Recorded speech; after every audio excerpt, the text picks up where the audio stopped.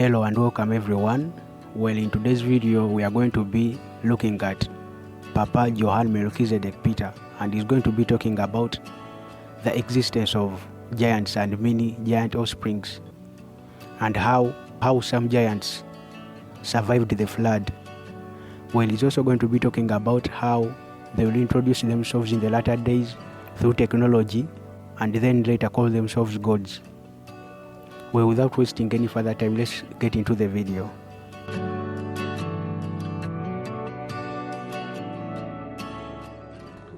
Okay, let's turn to the book of Joshua. And you remember how I end up in part 1 in the evening before. And I talk about how the different technologies of the enemy and the different infestations of the giants. And the first time in the millennium of the giants, God destroyed that in a flood. Then because they had the technology, and God also knows about that, and because the earth was being judged, but the realm of 40 days and 40 nights was in a time, space dimension in which they created a craft in which some of the remnants, no angels were permitted to cross past the flood.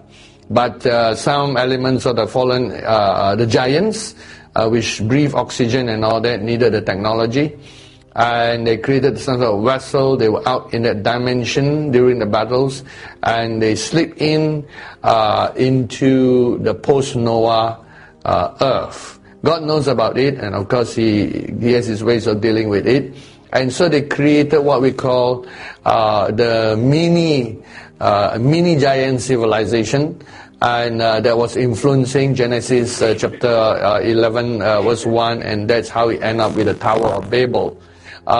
During the dispersion, the earth did not start being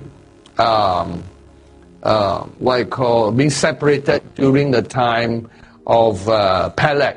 The movement really started as sin began to increase on the earth. Even pre-Noah, things were really shaking, but not fully. Pangea was still there.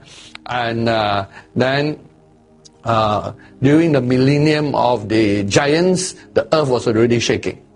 And the clues were there, even before the flood came. By the time the flood came, you have, because so far, nobody could explain how the giants came through without the angels falling.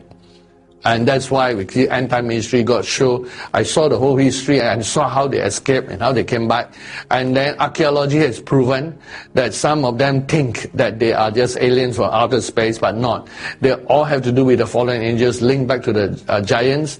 And so there were the mini infestation was the Tower of Babel.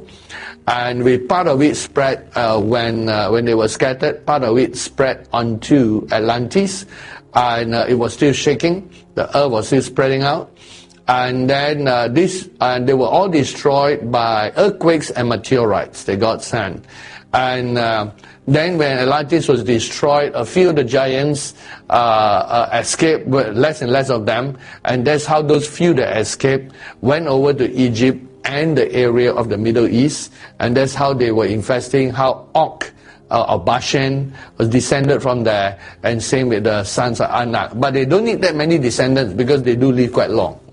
And so they were the leftover of that.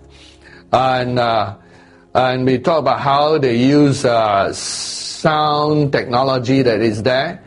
And I want you to know that during the time of the millennium of the angels, and same as today, while mankind depend, technology is necessary only for a natural man limited by physics. But to those, that's why in heaven you don't need much technology, because everything is controlled by the power of the word and thoughts. And Technology is only required where people are bound into natural law. It's a result of the fallen state of mankind, and their spirits and ability to create is limited, so they depend on natural technology. And what was happening was during the time of the millennium of the giants. Now we know it's at least 1,000 over years. They counted 1,096 if I remember, and minus the 62 is still about 1,000. And of course it's longer than that.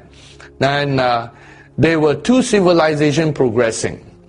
One was the giants with natural men that were under them. The other was actually people who walk with God. And of course Adam repented, same with Eve, and there was Enoch. And they do not need technology. They were with the angels, and they were walking with God, and all these men were walking, which is why God waited until Methuselah actually died, and then only did the flood came, and in Noah's time. So you have them all depending on their walk with God, and it was like one civilization that is more heavenly, that does not need the technology, that uses prayer and dependence on God to cultivate their land, to continue to walk with God, was there. And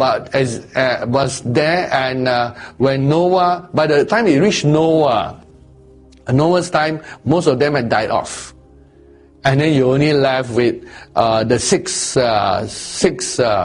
sections of the human race that were then more natural men, and Noah came out and started during his 120 years building the ark, and it came out, and it was more towards Israel's section in terms of land mass, that he started building the place to build the ark.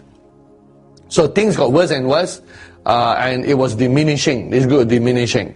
Now in the end times we face the same kind of thing. That while the world becomes to depend more and more on technology, and in the tribulation, the fallen angels and Antichrist will introduce themselves as gods. But in our time, they're going to introduce themselves as aliens, bringing science and technology. And because if they just come from the religious side, they will be rejected by most men. Although they will also revive the worship of Baal and all the other false worship, tapping onto some. They will have a bit of tapping into spiritual energy, but they will not be permitted, because every time they do it, we'll be calling down fire on them.